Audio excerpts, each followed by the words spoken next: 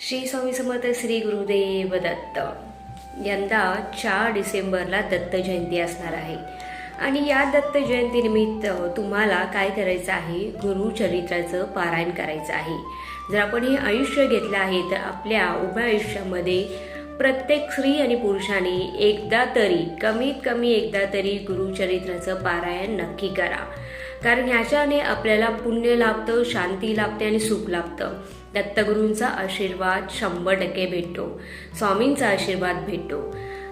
ज्यावेळेस तुम्ही गुरुचरित्राचं पारायण करता त्यावेळेस काही नियम आहेत, ते तुम्हाला कटाक्षाने पाळायचे आहेत. जसं की सकाळी लवकर उठून अभ्यंग स्नान करायचं आहे, जमिनीवर झोपायचं आहे.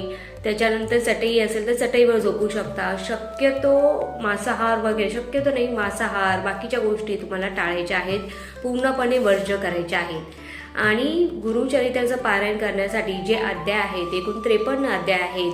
तर पहिल्या दिवशी तुम्हाला सुरुवात करायची आहे 1 ते 9 अध्यायामध्ये, दुसऱ्या दिवशी 10 ते 21, तिसऱ्या दिवशी 22 ते 29, चौथ्या दिवशी 30 ते 35, पाचव्या दिवशी 36 ते 38.